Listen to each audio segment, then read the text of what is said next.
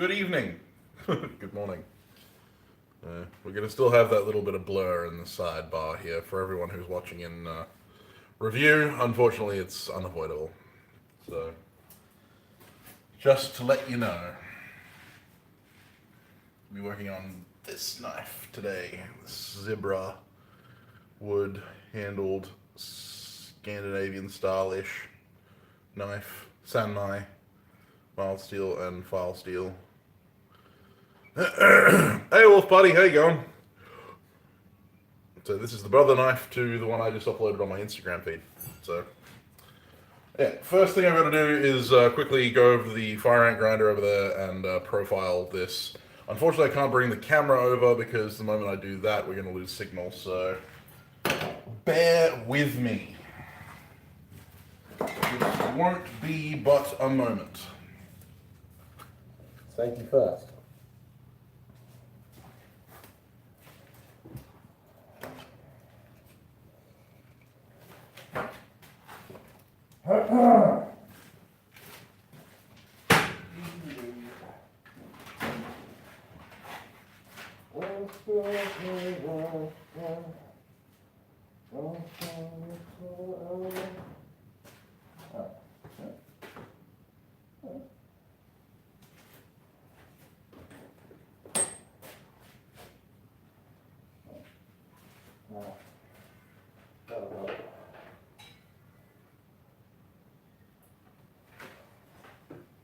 Just gonna grind this knife, guys. Be back in a second.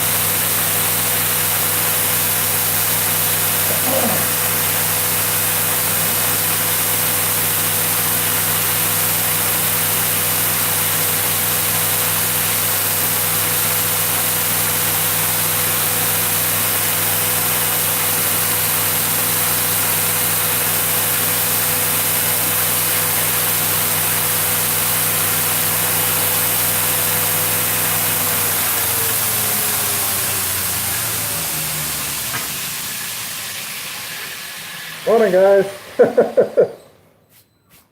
Sorry about that.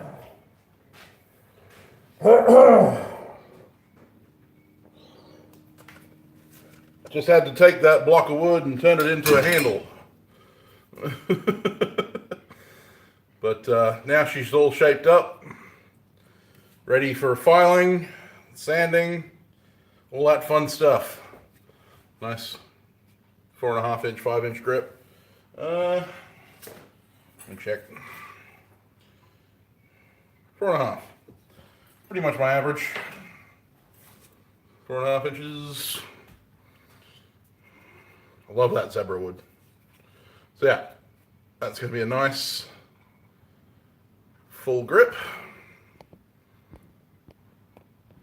Hey Billy, hey Bob. This is zebra wood. Zebra wood. All the way from the United States, funnily enough.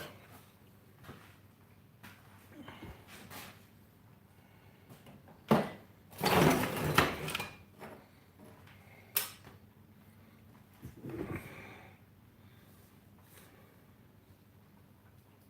I really like that shape. Yeah, I'm digging that shape. Very comfortable. In an underhand grip too, which is good. Yeah, I like that. All right, sweet. So next step, I'm gonna grab my files. BRB, boys.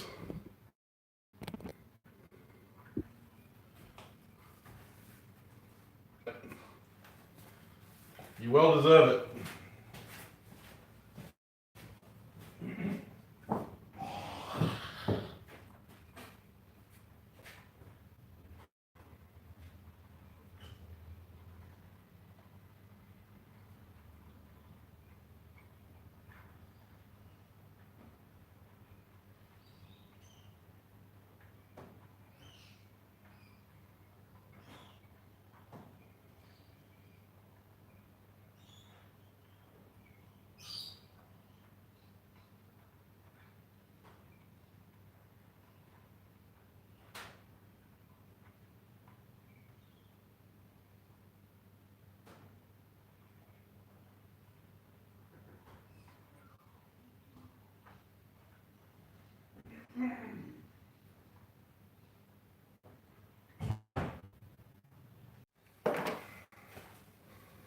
Super organized, as you can tell.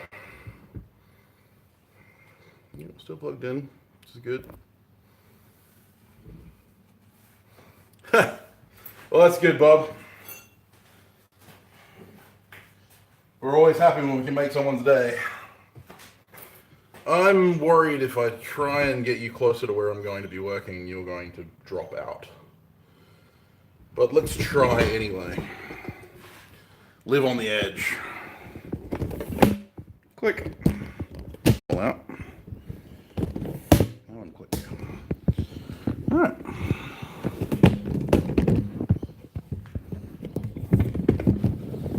Sorry for the view of my stomach. Not the prettiest thing.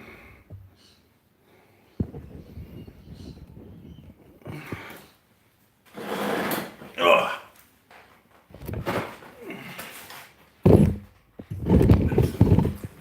I live there all the time. I'm not sure that you pronounced that correctly or spelt that correctly. If that was a mistype.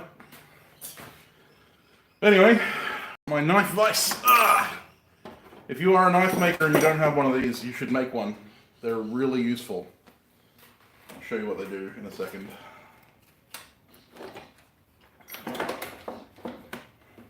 Mine just clamps to the bench because I don't have a spot where I can keep it forever. If I was better organized, I might actually have a place to keep it, but I don't because I'm not very organized at all.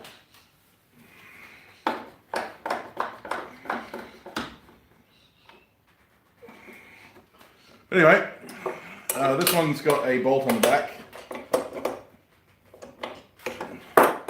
And all it is, actually I'll take it off so that I can show you.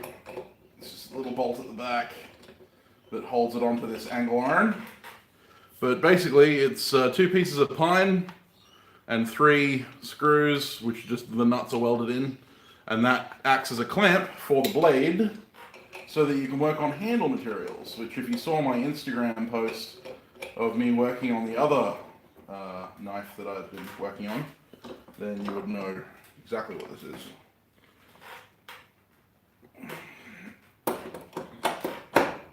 And I'm going to get myself a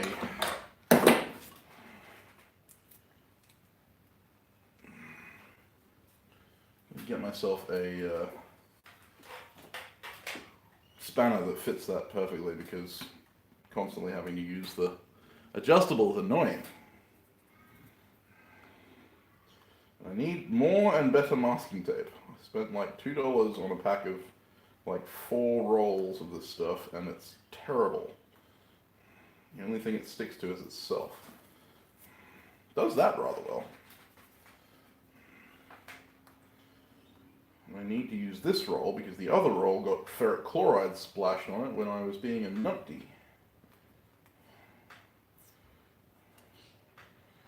And I learned the hard way, through the other knife I was working on, that no matter how much you try and get that ferric chloride off your tape, it's going to be on there. And when it's on there, if you tape your knife up with it, it's going to coat the knife. And it's going to etch the knife and rust the knife. And you're going to have a very, very nasty time trying to deal with that. So, I'm using pine at the moment in the knife vise. I may change to something else. I've got some Jarrah scales there that I want to trial. The great thing is you only have to finger tighten it, and it holds it really secure. Just have to get it all locked down. You can tighten it with a... We're going to need to, but apparently in this case I do. Make a liar out of myself. God, I didn't use that.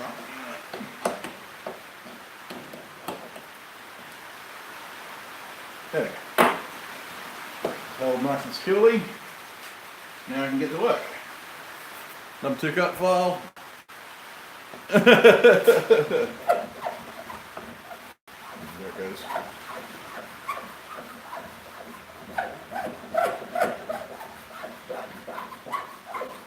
I prefer to do a lot of my handle finishing work with files. It's safer that way. For those of you who listen to the Forgecast, and I know Bob you do, you will hear Alex and myself talk about that in next week's episode, because that was the tool of the week. Files, ubiquitous yet incredibly necessary.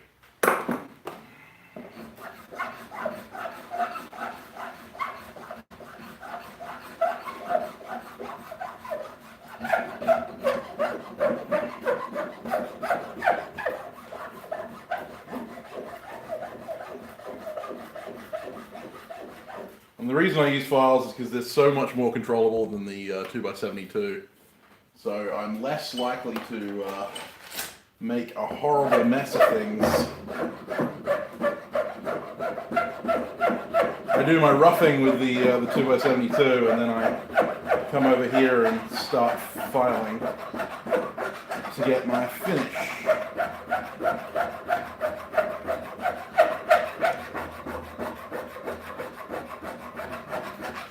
Ease the transitions between materials and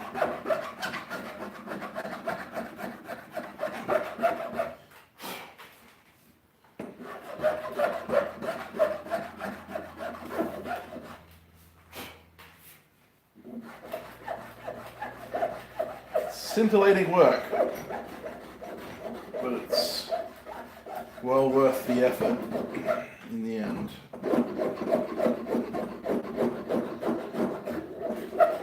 This is going to be a nice knife, actually. When it's done, I'm going to be sad to see this one go. I'm a big fan of zebra wood, so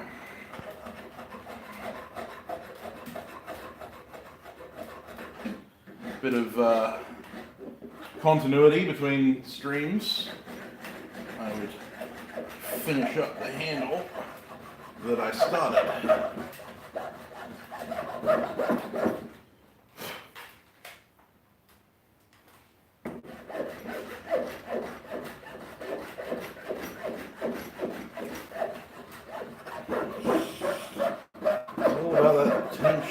detail.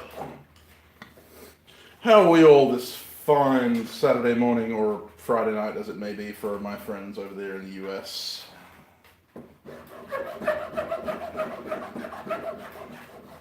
Is someone else streaming at the moment, or is it just the fact that no one's on YouTube at the moment?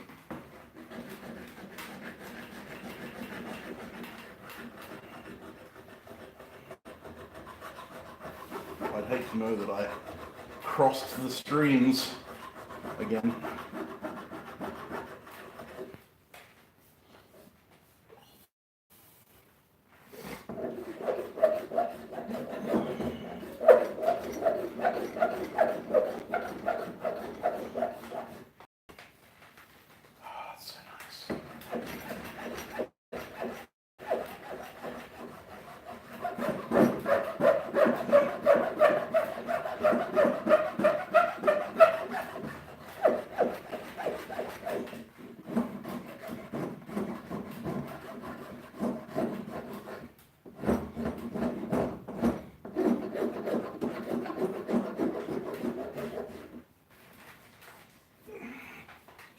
Just fit it in my hand, test it, make sure that it feels comfortable.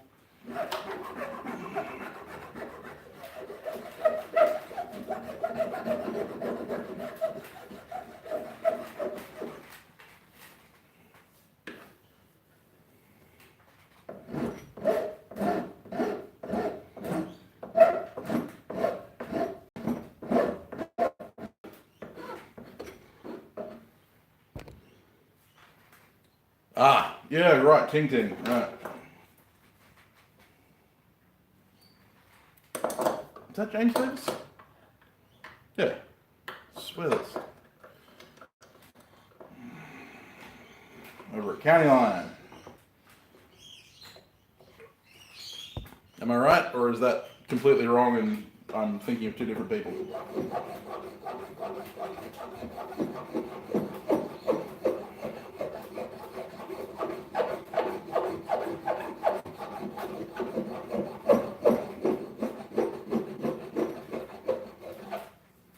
Ah, thanks, Randy.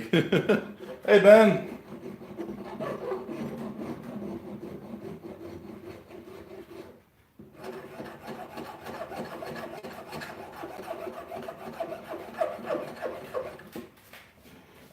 I mean, oh no, Ben's here.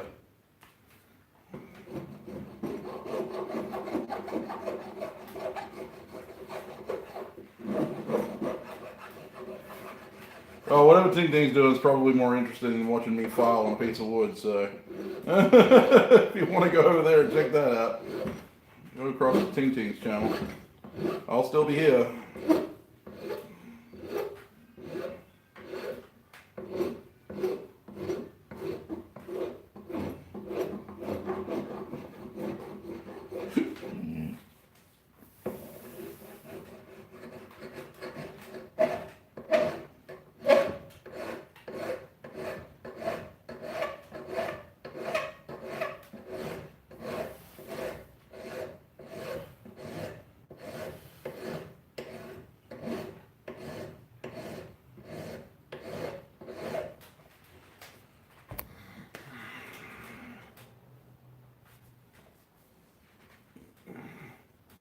Yeah, Bob, that's it. Fine finishing details should all be done by hand.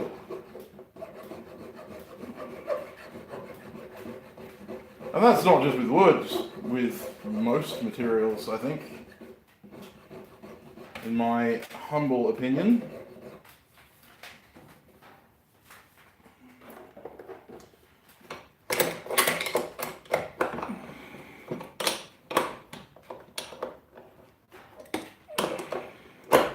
This is where the knife vise truly shines, is being able to just flip it and work on it.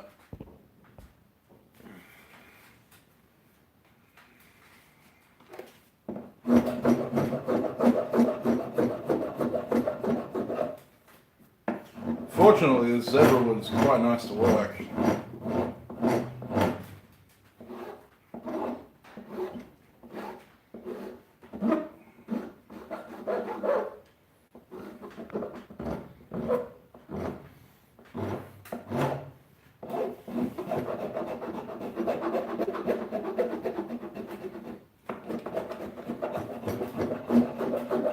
Yeah, I like working this part with files because I can really control the shaping, especially because I'm using a relatively fine cut file at the moment. Not stripping off a lot of material, just kind of slowly and gently coaxing it into the shape I want.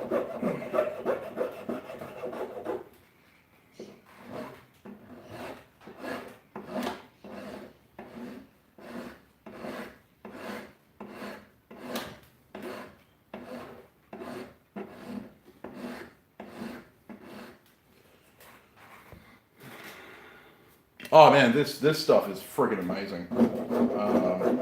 You wait until I hit it with some oil; it's gonna be great. I plan on finishing this today. It won't take me long. So.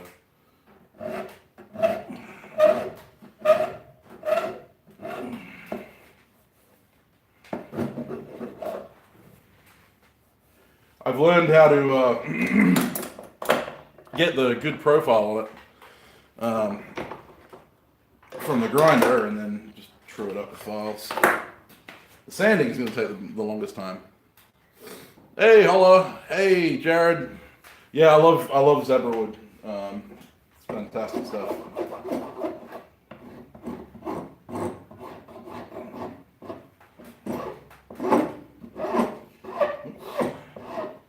Have a grain tear out there.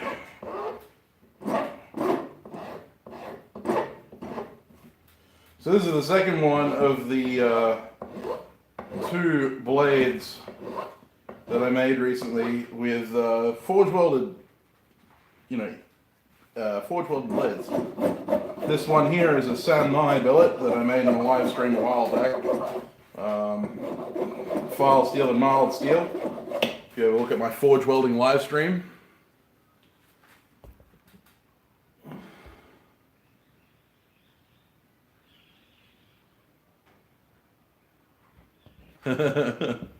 I loved that video, Jared. It was great. I meant to comment on it, but I was watching while I was working on a handle last night, actually, so I didn't have the ability to comment.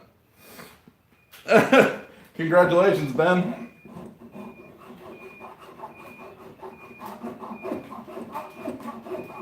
Yeah, love me some zebra wood.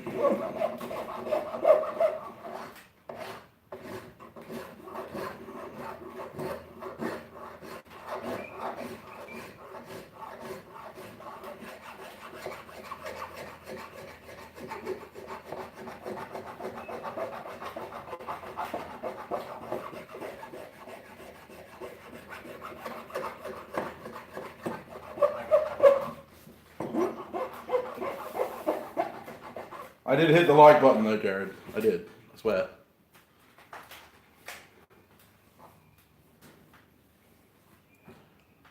Yeah, I mean that's true, Bob.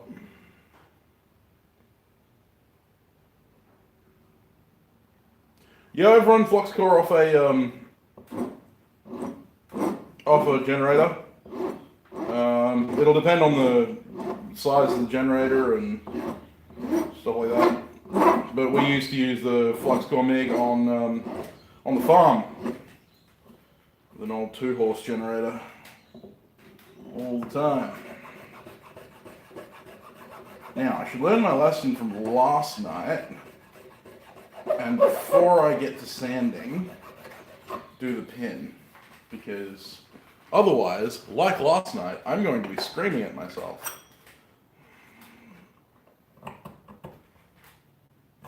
Oops. That went all the way through. Alright, now I need to undo the bolt at the back. So I can take the bolts off.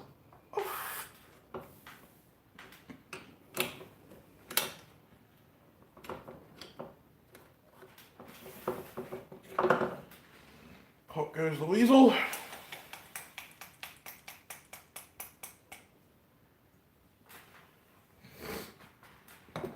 Now, unlike quite a few knife makers, I don't often glue my pins unless they're mosaic pins. I prefer to pin them in place. Go. Let's mark the pin.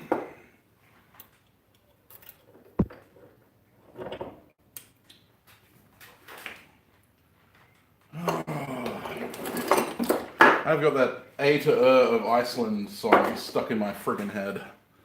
It's a great song, but it's stuck in my noggin. This is the A to of Iceland. So try to sing along. Yeah. Anyway, you don't need my bad singing.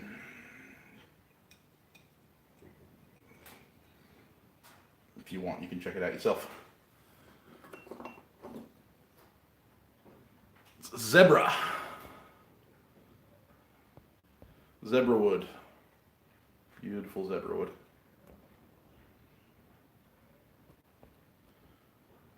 Suppose zebra wood would be how you would pronounce it, right, Bob? Back's been good, Jared. Actually, it's been real good. I'm really happy to be back in the shop. There was a time when I wouldn't be able to sit down like I am right now, so significant improvement, you could say. Yeah, I don't have my cleaning anvil here. Yeah, God, my knee. Oh, that hurt. That'll work. Just use this little tiny this tiny roller bearing that I've got. This tiny 4-pound roller bearing.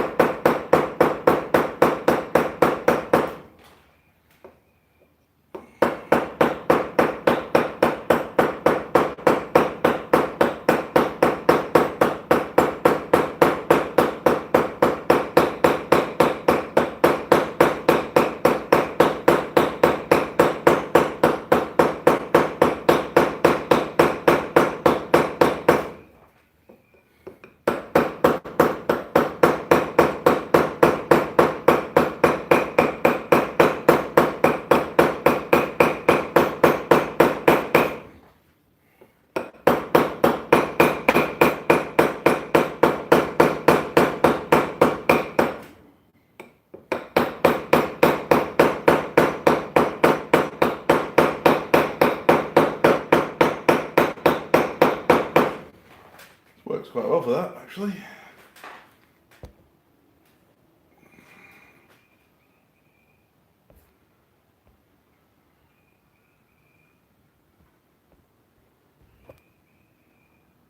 For some reason, I'm losing charge.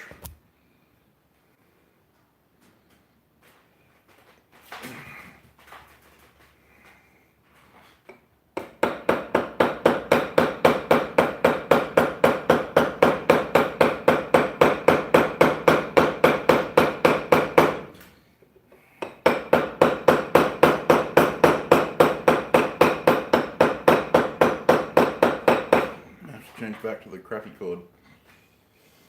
There you go.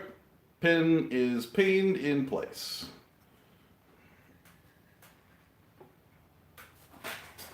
Now I'm gonna have to change cable on the charger in order to not lose the stream to low battery.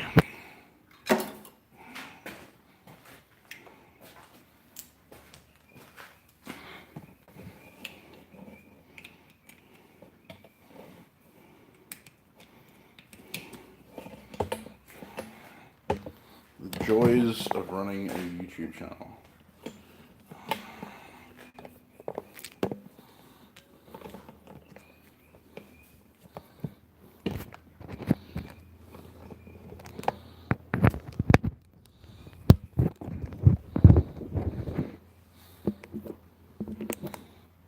Charging? Yep, there we go.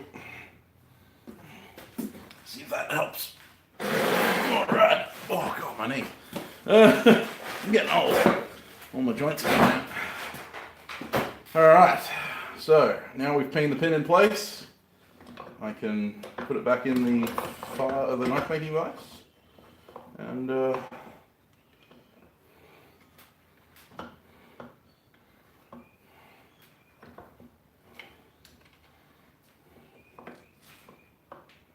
it's too thick. she said. Lol.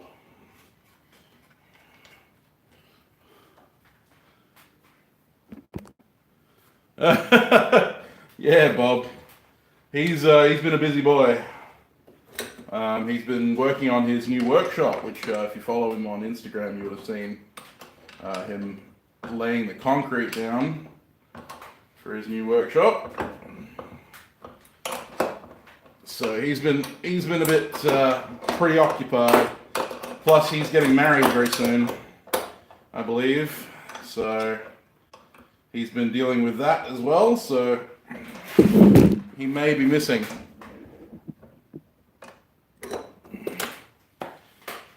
I would love a kilt, but they don't make them in my size. I'd have to get mine custom made.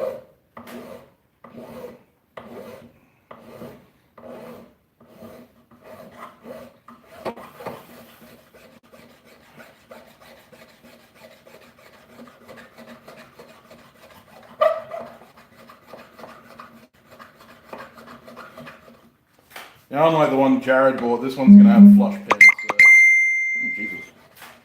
Phone just went bonkles.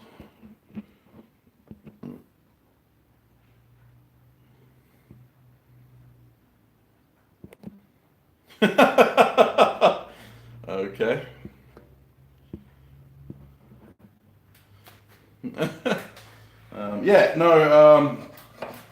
No, I want a standard kilt, not a traditional great kilt.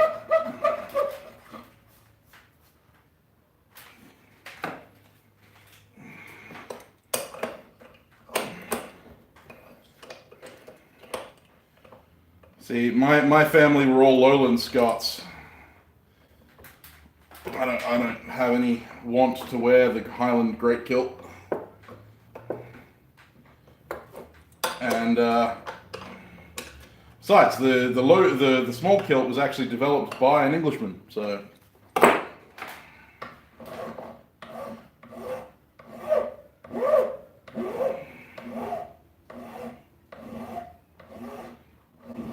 All the way a good file cuts.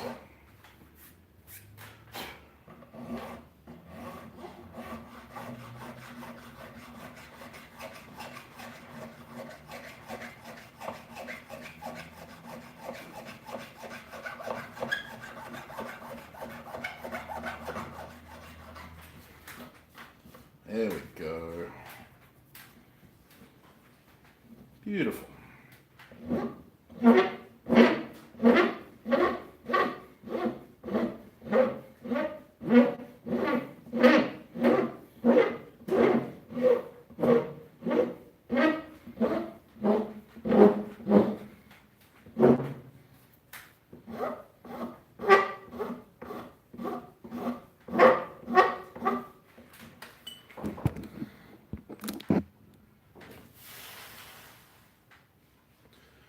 Yeah, that's the problem, Bob. I've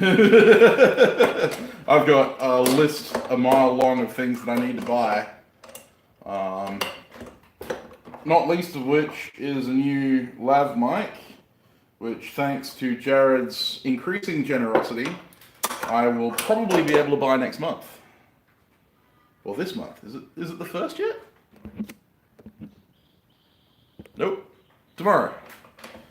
So next week I should be able to buy my new lav mic, which means that my audio should improve. You can thank Jared for that when it happens, and my other patrons, but Jared most of all. Jesus. Popular man am I. Oh, bugger off. Bloody Telstra.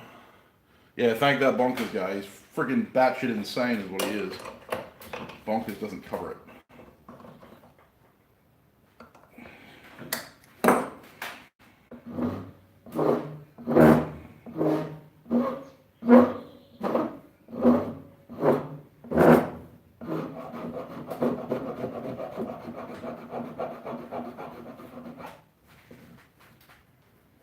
Okay, now we can start sanding. Lots and lots of sanding.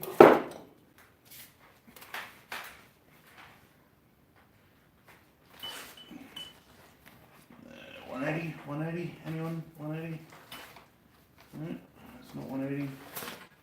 Where's my 180? That's 400. That's 240. That's probably 1200. Yep, that's 1200. Where's my 180? Did I not bring my 180 out here? Well, I could do the smart thing and go hunt for my 180, but I'm just going to start with 240 and hope for the best. Fortunately, this is rhino wet, so it cuts like a beast anyway.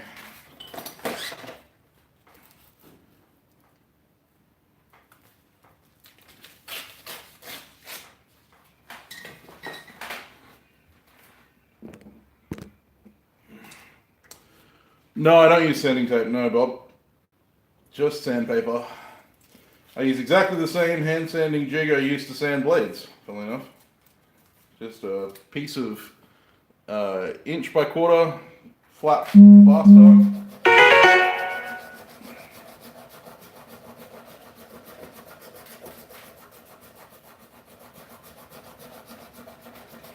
And it's Rhino Wet Indasa.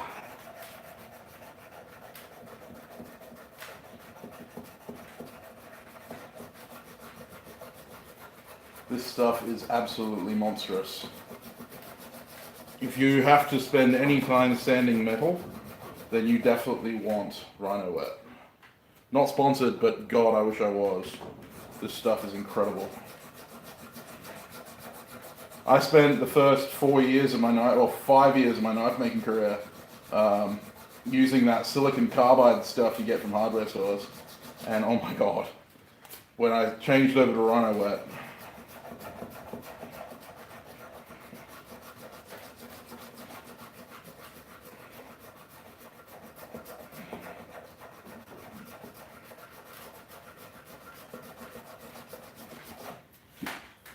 it was nigh on a religious experience.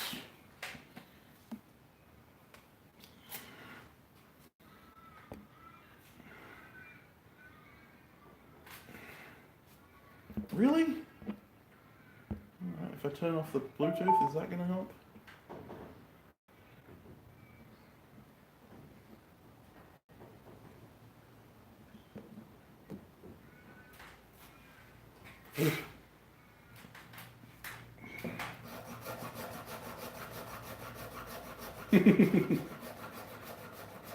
Yeah, well, funnily enough, Rhino Wet Indasa is actually an aluminium oxide, but the bonding agent they use makes it so much better than silicon carbide.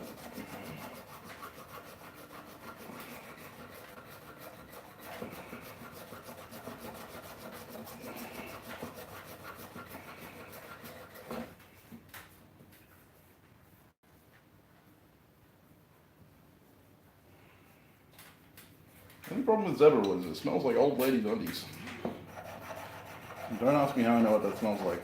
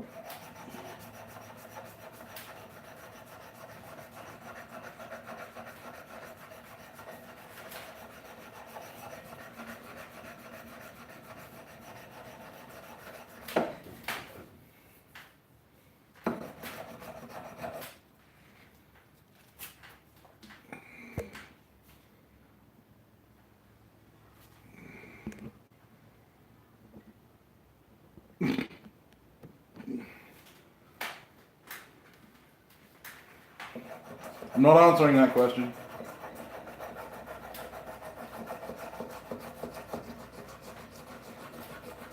I won't dignify that question with a response.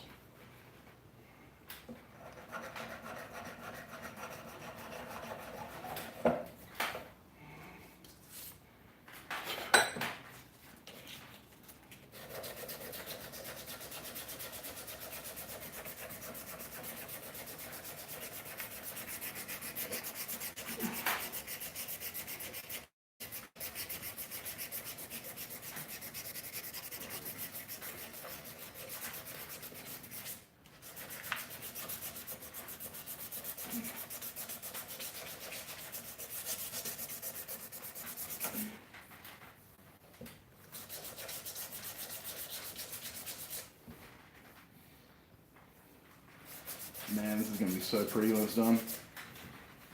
Woo! I get excited. I'm so excited. No, unfortunately.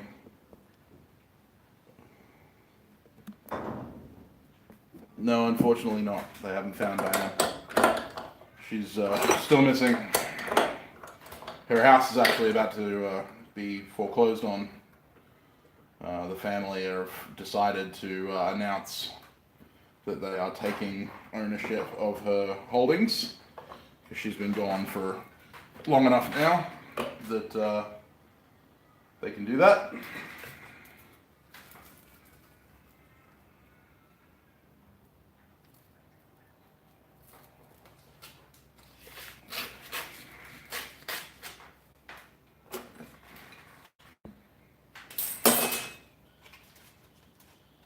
Yeah, it sucks. She was a good friend, good lady.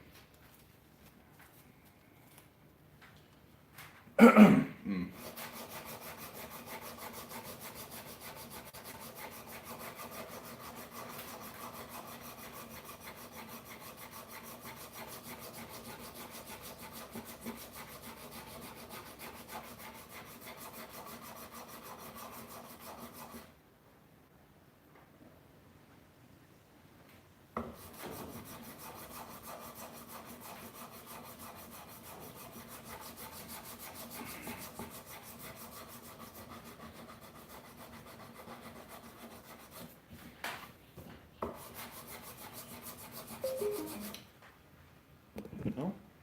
Right. Well, Ben, you didn't win something, but apparently I did.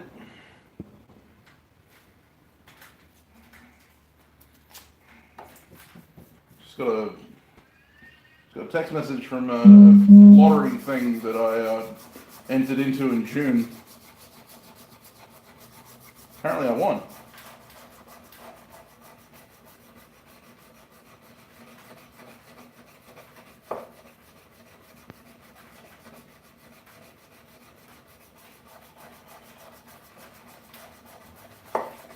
So there's that.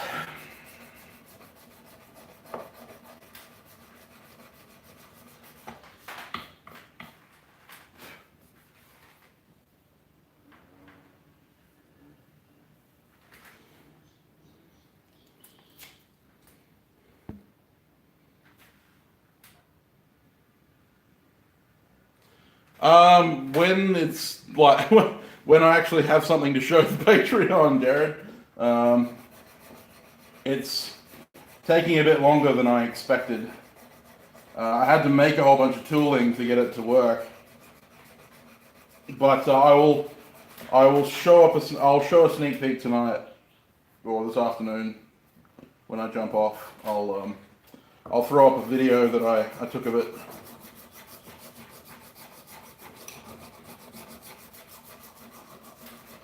It's not so much a big project in size, but it's a big project in the amount of work that goes into it. It's the first project of its type that I've attempted on the channel. So, really? Are we still dropping charge? No. No, unfortunately not, Ben. That would be you who'd have to win that, because spending time with me is a reward.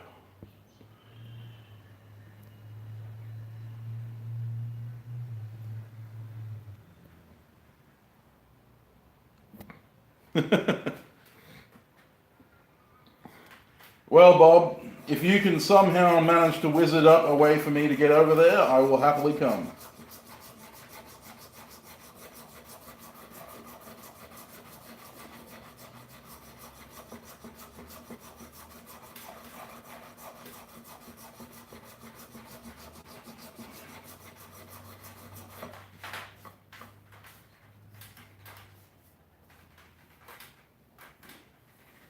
Be there with bells on, as they say.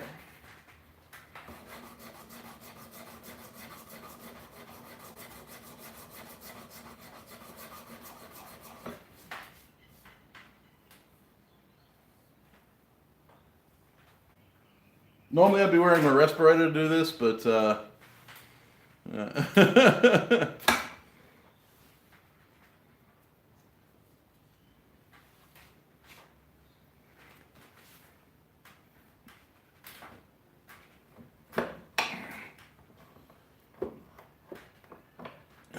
yeah, I could do that. Could do a class. I don't know what I'd teach though.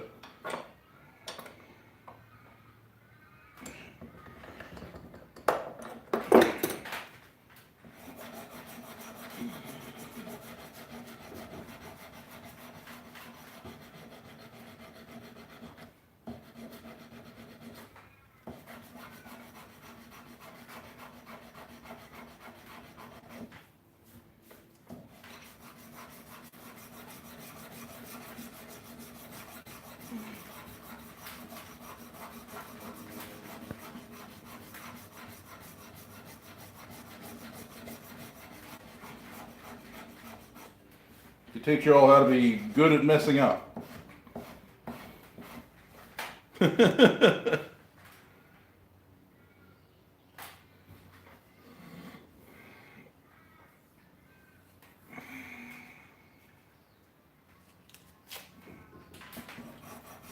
Yeah, I'd love to come to Quad State, guys. So yeah, if we can work out a way for me to get there, I would happily come.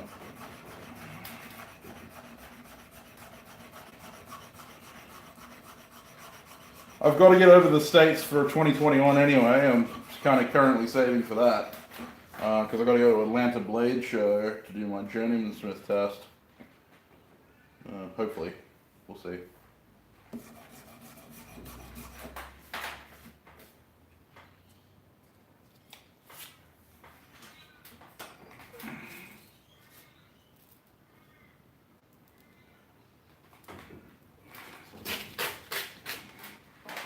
Oops.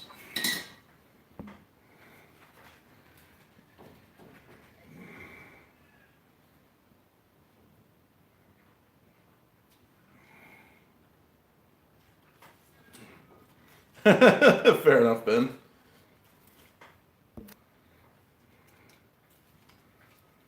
Yeah, Bob. It's necessary purely because that's where the ABS does the testing for Journeyman Smiths and Master Smiths. So yeah, but that's dependent on whether or not I can complete my my Journeyman Smith test knives in time. And I want to have a couple of smiths that I know over here look at them before I waste my money and time getting over there to do the testing. I was kind of hoping that Bruce Barnett, a friend of mine, was going to have his masters by this year, but I think he's holding off until he's guaranteed to win it. I think he's got a bit more other things going on to worry about, because I need a Mastersmith to test under. So I'd have to find like Thomas Gerber or something like that to test under, or fly across to Sydney.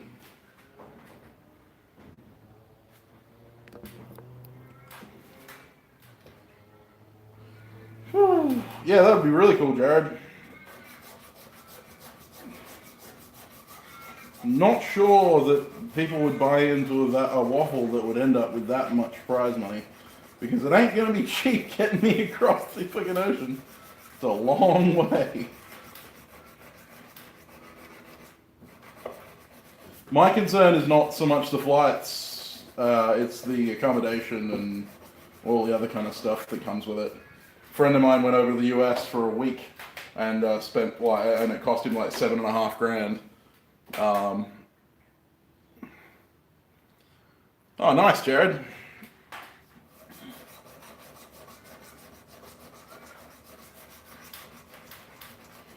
Yeah, the flights alone are like $3.5 grand to get to the States from here.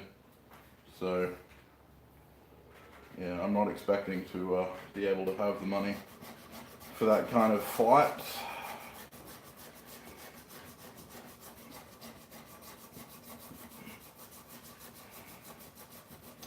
Much as I would love to be over there. But you never know. Never know what the new day brings. I was actually thinking of waffling off a knife to try and get me over to Tasmania to do a collaboration with my good friend Alex Norton from Valhalla Ironworks.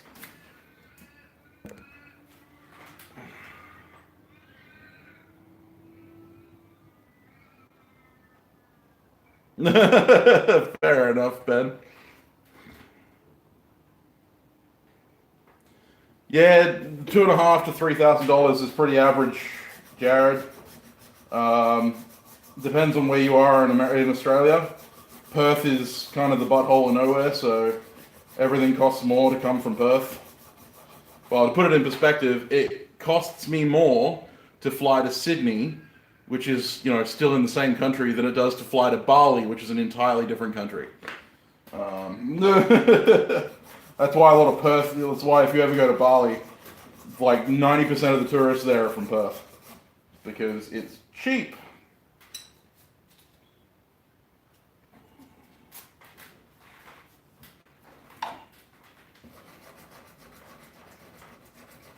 Cheaper than visiting relics on the other side of the friggin' continent. Well, we're not a continent, we're a country. We're big enough to be a continent, but we're all one country. We are one, but we are many. And from all walks of land, all walks of life on earth we come.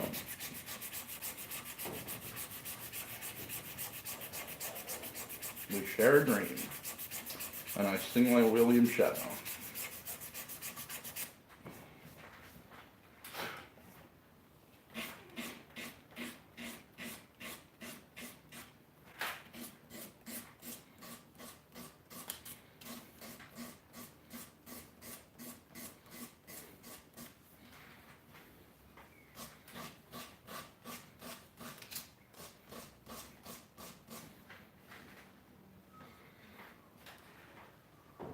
Yeah, the tram, yeah.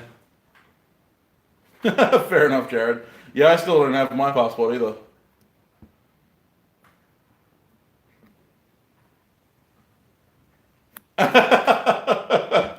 Oh, you don't like Yarmez, Bob? That's not nice. Yarmez is a good guy. I just realized you've been talking to my stomach the entire time. And no one said anything.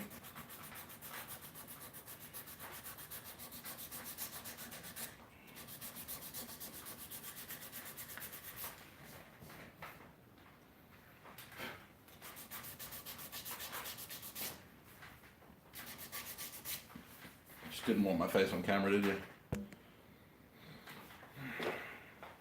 Yeah, that's it, Ben. It's a weird place, Sydney.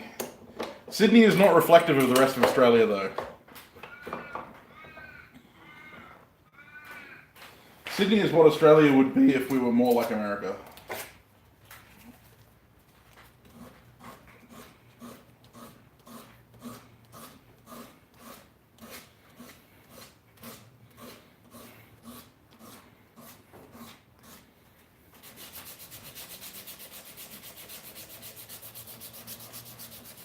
Well, that's 240 grit. Doesn't take that long. Depends on how anal you are.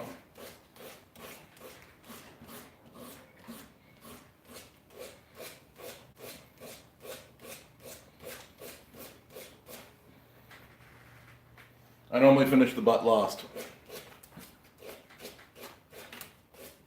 I'm doing the chamfers, but I won't sand the butt out until I'm completely sanded on the sides. Yeah, that's it, Ben. All good, Jared.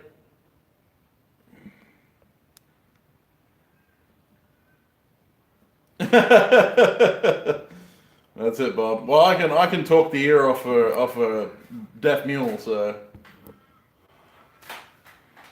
would be well suited.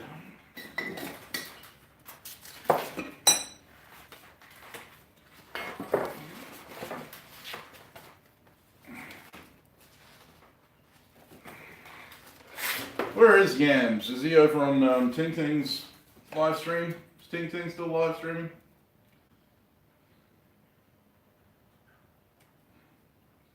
I'd have figured he'd been here by now.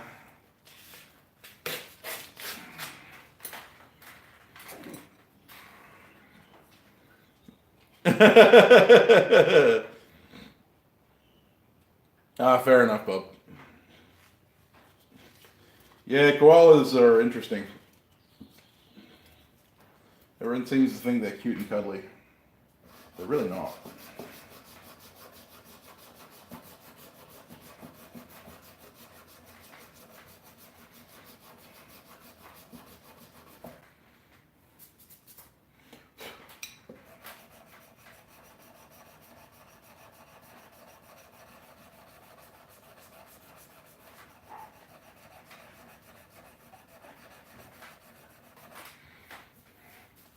Oh, before I forget. Oh no, Jared's gone. When he comes back, I'll bring it out.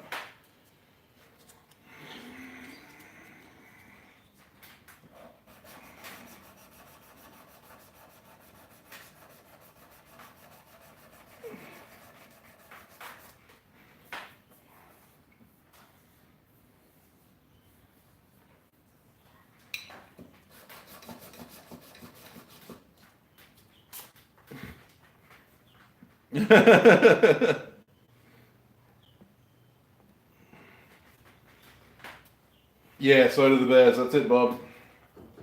Koalas are stinky, feral little animals.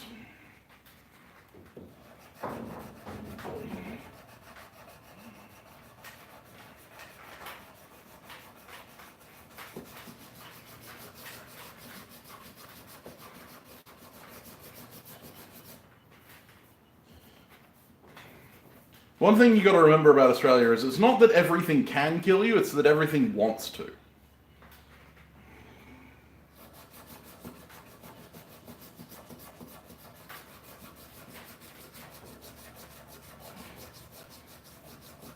People get it wrong all the time. They keep saying that, everything in Australia wants to kill you.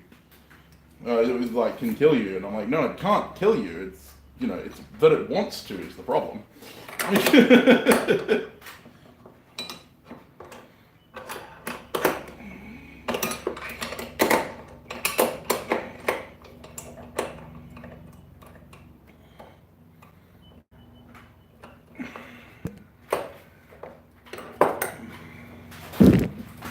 Yeah, welcome to Sydney, buddy.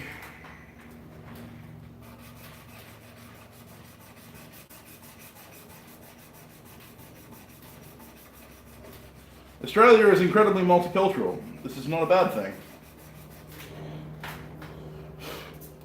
I just wish there was a bit more multi in the culture.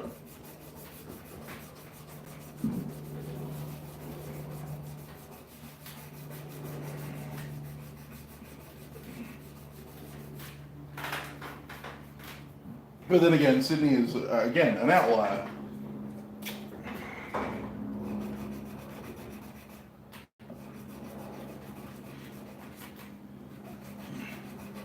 Sydney is one of the most diverse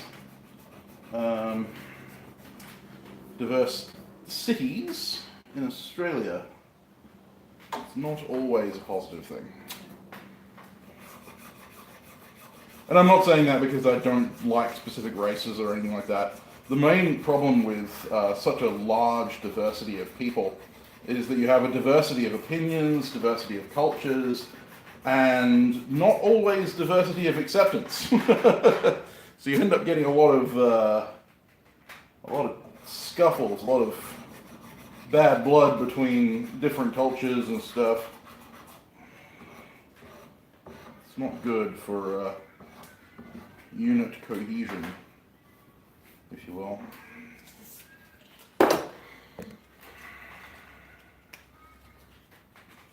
That's entirely true then, they are marsupials.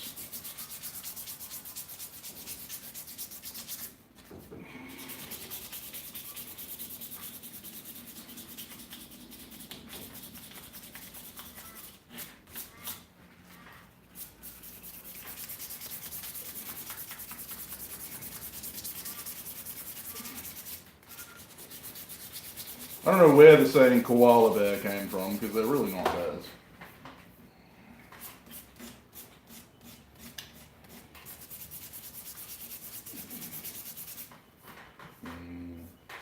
Zebra wood.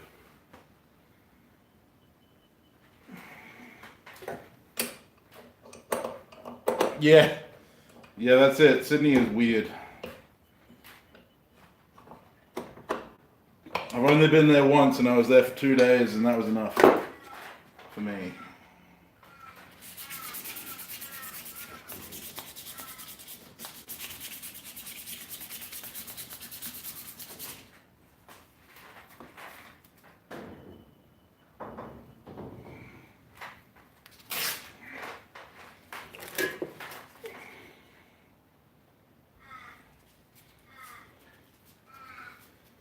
Oh, can't wait to get this finished.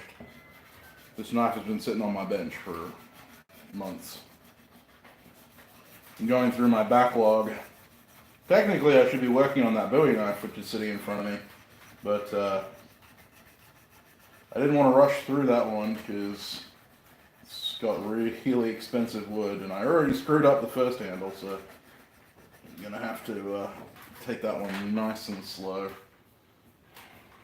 This one, on the other hand, is a familiar handle shape and a little bit of an easier design, so I don't have to be as pent up about it. I can just get on with it like I normally do.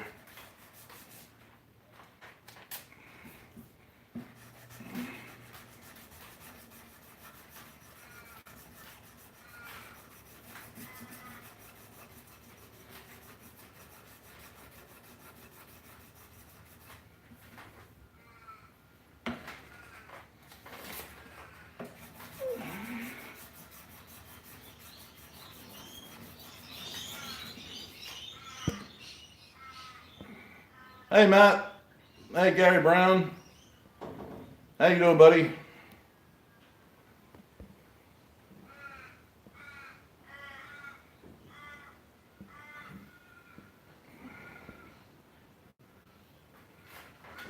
It's zebra wood.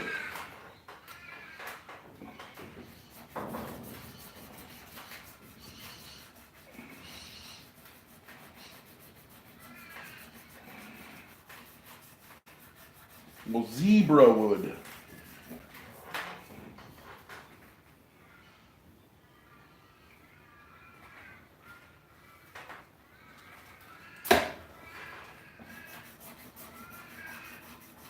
To appease those Americans among you, which I think is like most of you. That would be crows.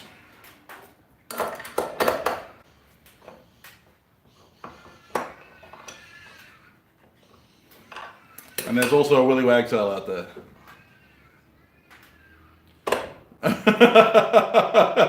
Yeah, man. We respect crosswalks. I actually got complimented on my Swedish from the last episode of the Forgecast. I was surprised. Nils had a good hearty chuckle at my expense.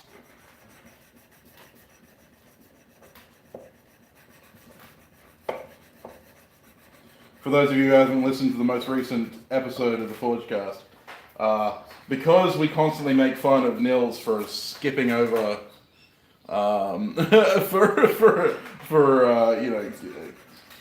pausing on the English in the emails, because he runs the email. It's funny because he's the one who runs the email, and yet, he's the only non-English speaker, or, English is not his first language.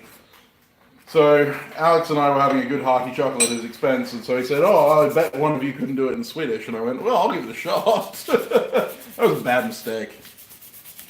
First time I ever spoke Swedish and it happened to be, for a podcast that gets listened to by hundreds of people.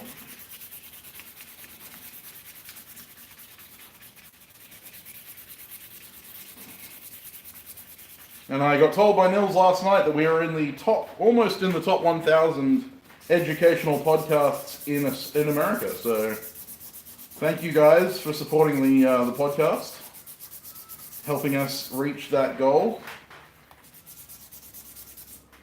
Hope to be in the top 1,000 in the next couple weeks.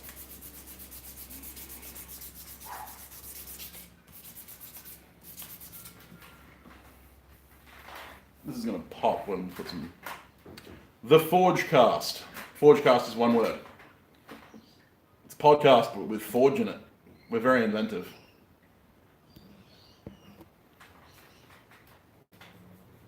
Yeah, Ben, it is. It is a very big ticket. So that's 400, great. Right, is that 240? That's 240. So that's 400 there.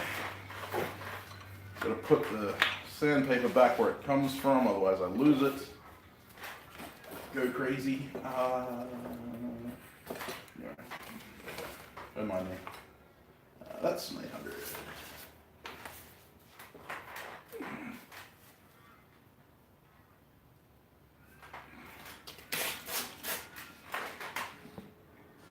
The Forgecast. Come on, Bob, you know what the Forgecast is called. Forgcast. Forgecast.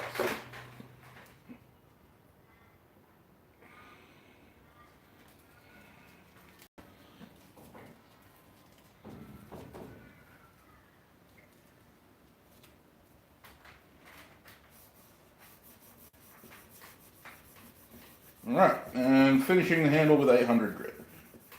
I don't normally go much out higher than 800 on a non-stabilized wood like this is, because it's unnecessary.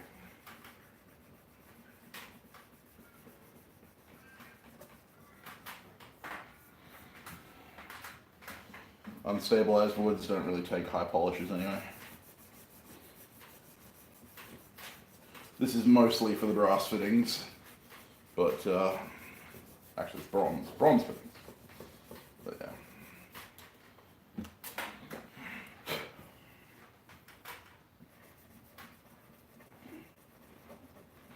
I like to give the bolsters a little round over effect if I can on the front.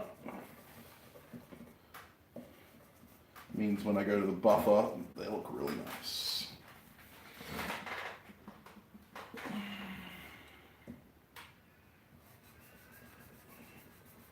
You want to make absolutely sure you get rid of every last 400 grit scratch, because otherwise they'll come back to haunt you.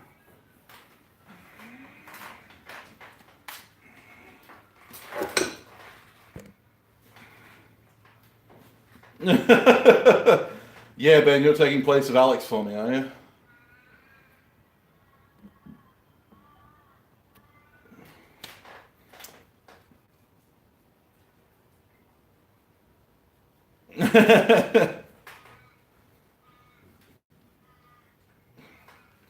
Fair enough, Randy. Well, there's nothing wrong with having stock in your work ethic. I wish I had more stock in my work ethic. That being said, I have made a big turnaround in my work output, so I can't complain too much. And you'll have to listen to the Forgecast next week to hear about my inspiration of the week, which you guys are all going to mercilessly chaff me for.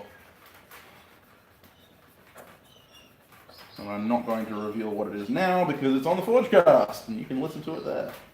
Oh, big news for the Forgecast listeners. Those of you who want to purchase stuff from Gamaco, they do ship internationally. They will be giving us a promo code for Forgecast listeners who wish to purchase from Gamaco. They'll get a discount from our sponsor, Gamaco. It'll give you a percentage off your purchases.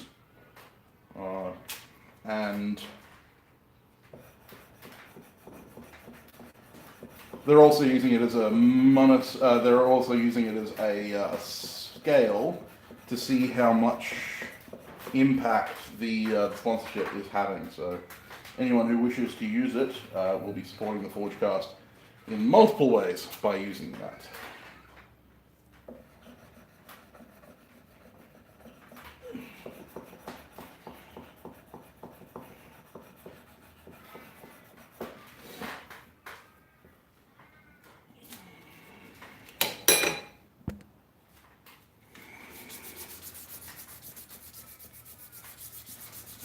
yeah, we've been talking about it for a while.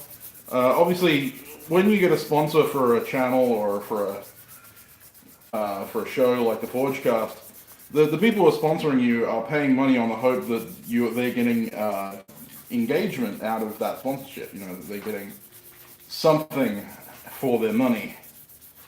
And that's why you see a lot of YouTube sponsors, you know, giving promo codes to their to the people they're sponsoring, because it gives them a metric to measure how well their sponsorship is working, and that's why.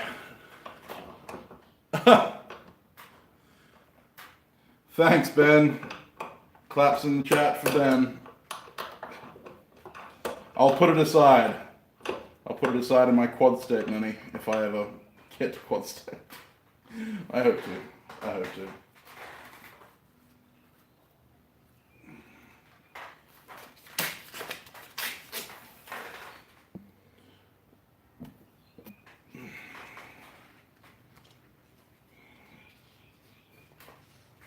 Thank you very much, Ben. That's very much appreciated.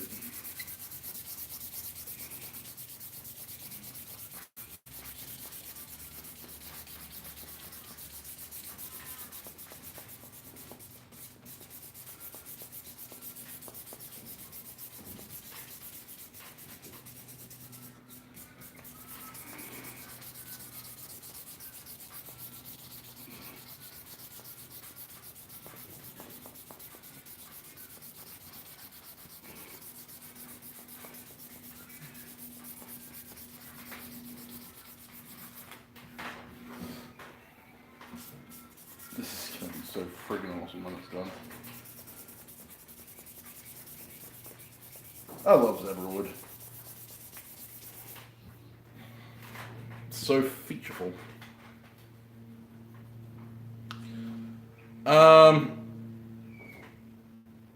Yeah, fair enough, Ben.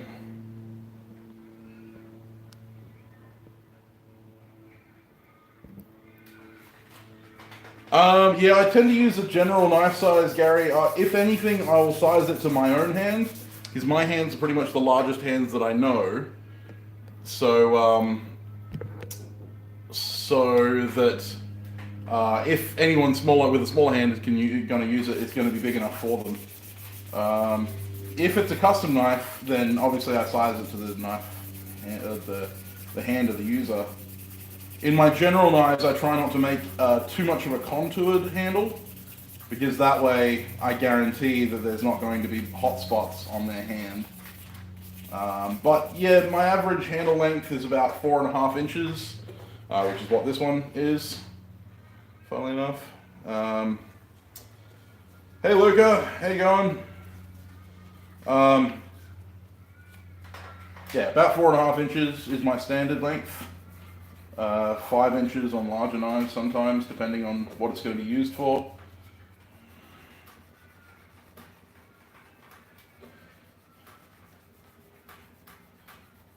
It also can depend on the blade length. If it's a really long blade, I want a nice longish handle to give you a bit more leverage to utilize it properly.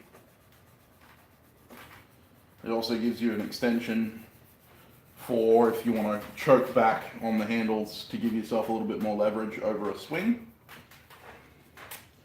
For a smaller handle, I try and tend to go closer to standard hand size, which is about 4.5 inches. I've never had a customer complain yet. Yet, he says.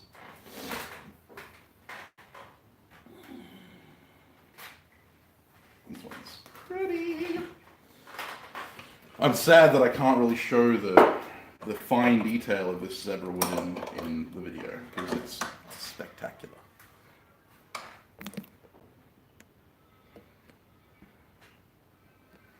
Hey Curtis.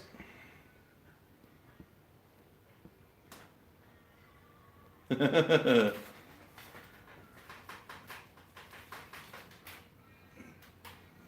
welcome. Anytime I can answer a question, I'm happy to do so. That's why I always add my email at the end of the Forgecast. Normally, I've actually forgotten to do that the last couple of times. But you can always message me on Instagram or Facebook. I'm always open to questions, guys. No such thing as a stupid question except when you ask it 3 times.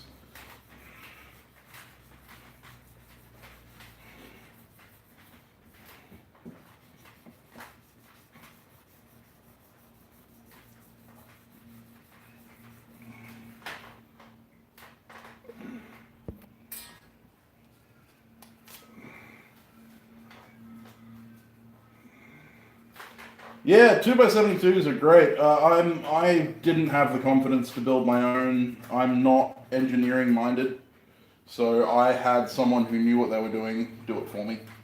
I bought pre-made. Obviously the Fire Ant, my baby. That thing is probably the best investment I ever made, despite the fact that it cost me a quarter of a year's salary. Although I'm not salaried, so you get what I mean.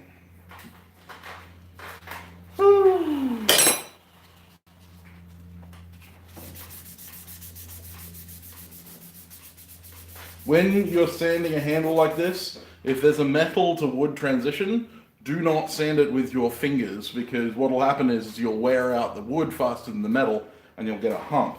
So if I'm sanding, I might lightly brush over the surface just to help with the finish.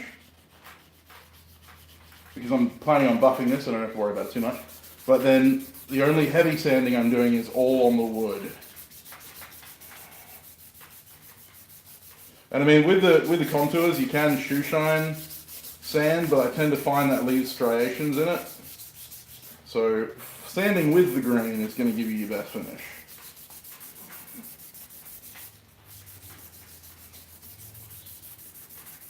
And that's done. That is done. Right. So now I just need to do the butt. Do the butt stuff. And then we can Danish oil this biatch.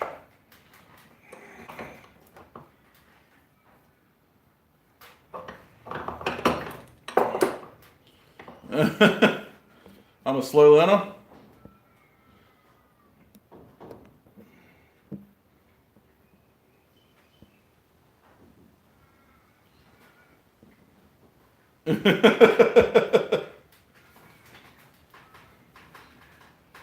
Yeah, contact wheels are amazing. I wish I had my small contact wheels from when I had my noob grinder.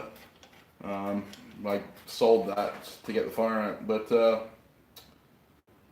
I love the depth in this. This wood is just, oh, spectacular. I love getting excited about knives. Oh yeah, I'm still going, Billy. I normally average about an hour and a half for my streams, or at least I try. Where's my, there we go, red felt. I don't make file guides, I use them. I could make file guides, but realistically, there are people out there who make far better file guides than I could make, given that they have mills. Having a mill is incredibly important.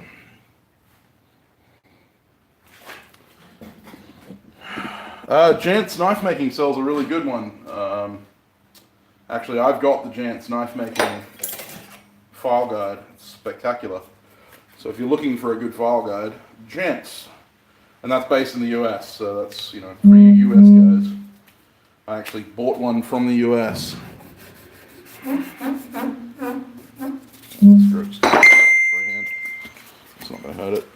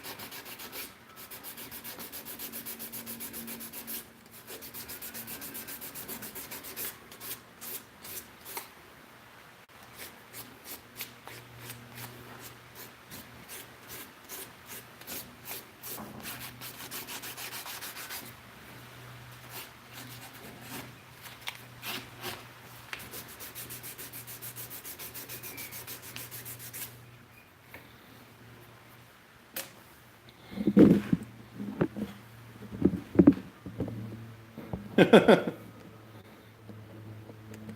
missed everything, Jared. Yeah, I actually wanted to show you something, Jared, because you've got the only other one that I've made similar to this. But you guys will have remembered the wrought iron and file steel billet that I made. This is the sacks that I forged out of it, and I've done my octagonalized Japanese style handle on it again. I really like this. Really like this knife.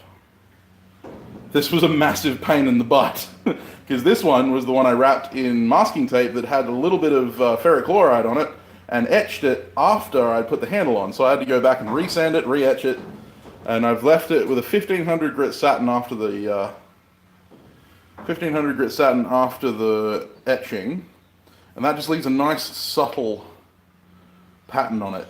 It's beautiful. It's got silicon bronze pin, silicon bronze bolster, which has been textured by hammer, and then obviously the beautiful cypress heart handle, which I can't really do it justice. I'll try and flip the camera to see if I can. Nice polished facets. And then it was super coarse wrought iron, so it's got a lot of inclusions and stuff, but I kind of like it. It adds to the character.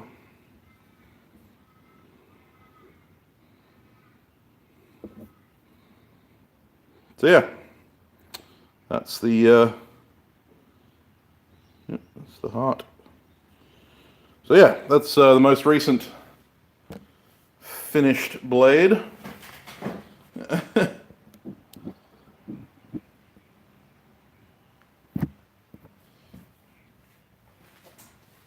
And now to finish the brother knife to that, which is this one. Now that one had a cyanoacrylate, same finish that I put on Jared's knife. Cyanoacrylate polished finish, which I like, but I am a bit of a traditionalist in some cases. And in this case, I'm going to use some tongue oil. So I need cloth, which I need to cut from my large cloth thing. I have a large bed sheet that I keep taking strips off. If I can find it, well, it's sitting on top of the bloody cloth, isn't it? Well done, Sam.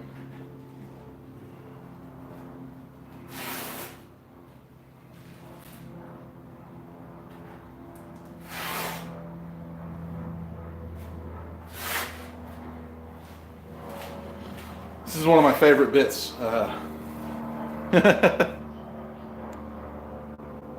Hey Braden, no, not new phone, but I repaired the old phone. It cost me $400, but it's been worth it. Super duper glue, indeed, Jared. Cyanoacrylate.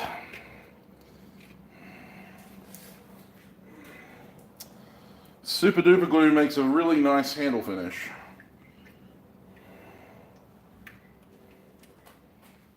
Especially if you're lazy, or especially if you don't want it to get water.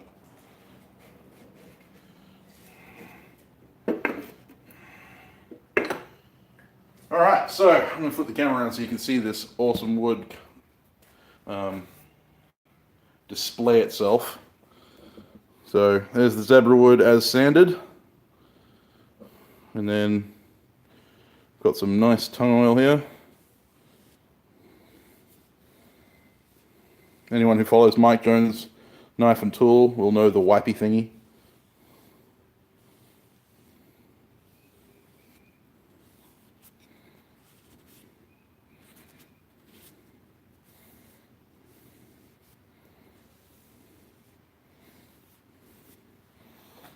So there you go. Not sure how easy it's going to be to pick up, but there's actually some really nice kind of little details in the grain.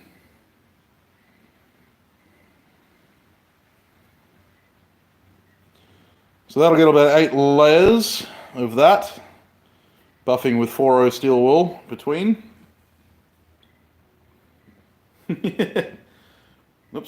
Put it in the camera twice.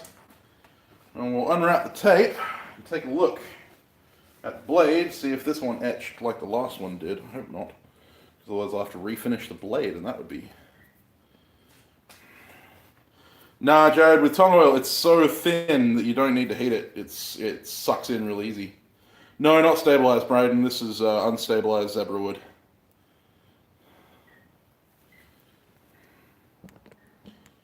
Hey, Roy. Yeah, it's a beautiful scroll, a sharp, pointy scroll. The wipey thingy. Yeah, that's it.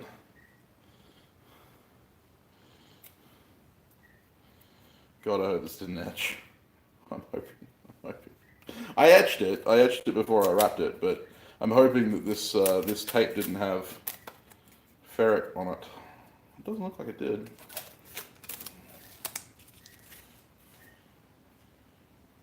I sprayed the living heck out of it with RP7 before I wrapped it, so it should be okay. Oh yeah. I really, really like, there's a subtle detail in this, because I didn't file the teeth off when I didn't grind the teeth off when I made this. There's a really subtle detail where the file teeth didn't quite weld, and there's this little kind of sawtooth pattern in the weld. Just clean off the, oh, it did etch a little bit. That's okay, I can resand that.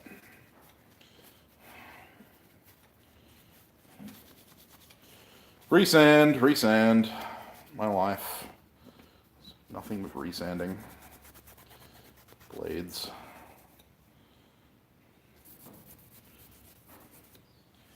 So if you haven't switched it to 720p by now, you might want to do that because you're about to see something really cool.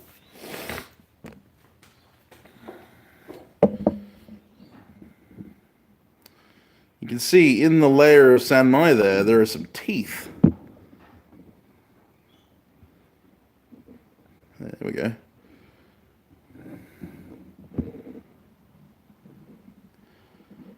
Really cool effect.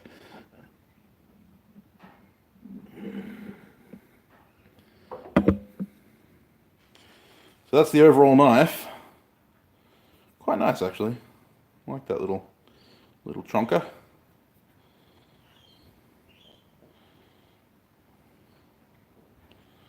Yeah, so there's some teeth in that nice little Sanmai there. Very subtle patterning. I like subtle. Subtle is good. Now, unfortunately, that means the weld isn't quite as strong as it could be because it's not solid, but I'm not really worried about that in this case because no one's going to be using it as a pry bar, I hope. I got a nice solid fit up. And again, this one has a textured bronze bolster, 4.5 inch handle. The balance point's actually further towards the handle, so it's actually sitting almost on the pin. Yeah, so it's almost about there on the pin. Yeah, right about on the pin. It doesn't need to be very forward weighted because this is a carving knife. This is a bushcraft kind of style knife. This knife, a very nice knife. I like this knife. I like this knife. I like it very much.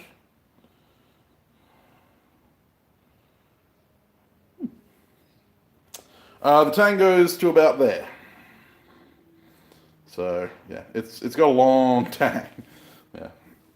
Both of these knives, both this knife and the other one, which I put down somewhere. Rule number 1 in my workshop, don't put anything down, because you'll never find it again. What did I do with it? It's all Jared's fault. So yeah, this one has a tang that goes to about there-ish. And this one has a tang. And that looks like a zebra wood scroll. So yeah, these are the 2 knives I finished recently. Try and, whoop, there we go. Very nice.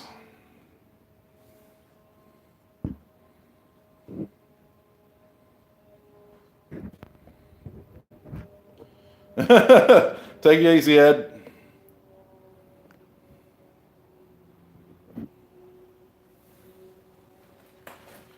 Well, this is true, Jared. You did, but I'm not going to do that. So, yeah. So there you go. 2 knives finished, ready for pants. So these will be up on my Etsy store very soon, depending on how long it takes me to make sheaths for them both. I've decided for knives that I'm making without a customer, I'm going to make sheaths for them. But yeah, pretty happy with that actually. So that's the knife we made today. Sanmai handled. Flip the camera around so you can see it better. Sanmai file steel and mild steel. There's a little bit of a blemish there, but I'm going to sand that off. And nice handle, very comfortable. And then this one will be on my Etsy store as well. This one is file steel and wrought iron, octagonalized handle, very cool. I will be probably, Curtis, that'll probably be next week's video. We'll be live streaming making sheaths. Or a sheath. I might pick one of these and just make a sheath for it on stream. So, yes, Roy's going to be on the Forgecast again. Spoiler alert.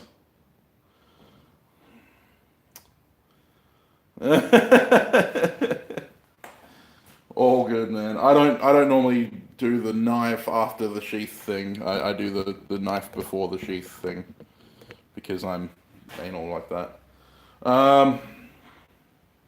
I like getting a nice solid fit. Spoilers. That's all good, Roy. It's all good. Is that the rag I just used? I think so. Bloody hope so. I think so, yeah. So yeah, thank you very much for tuning in, guys. I hope you enjoyed this little... I'm not doing a sneak peek on a live stream because people will see it, Jared. I'm going to do that on the Patreon page. My beloved Patreons get to see my projects before they have been uploaded.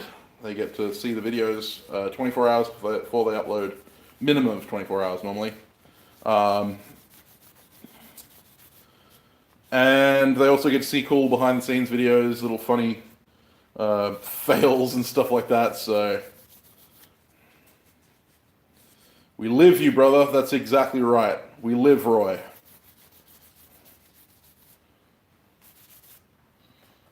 We live, Roy.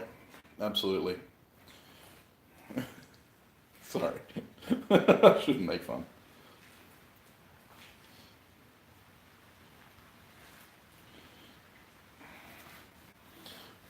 Shouldn't poke fun.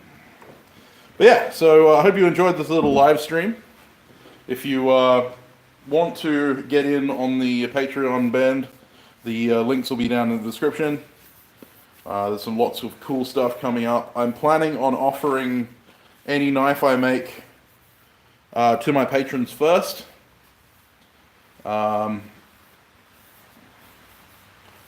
So if you want to get in on the ground floor for any of the knives or hammers that I make, then being a patron will help. I also give a 10% discount to all of my patrons on everything they buy from me. So there are all kinds of advantages to being a patron. Plus, you get to support the channel.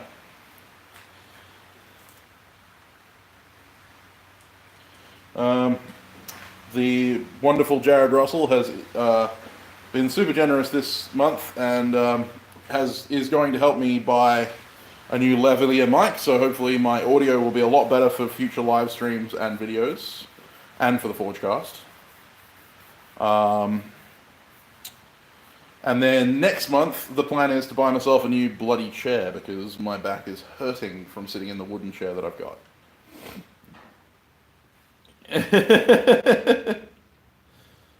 Yeah, totally, it's my fault, man. It's absolutely my fault. You just blame it on me. So yeah, thank you very much for joining me on this live stream. And thank you very much to Ben Toombs for his super chat today. That will go to a good cause. Hopefully, one day I will meet you all at Quad State, But until then, you know where to find me.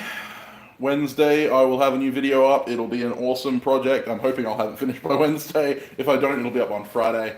And I'll have another short video, maybe a challenge video or something like that, like I did the 2 heat leaves. So yeah, if you're interested in seeing that kind of stuff, make sure you subscribe if you're not already, which I guess that most of you there are. And I will see you then. Take it easy, guys.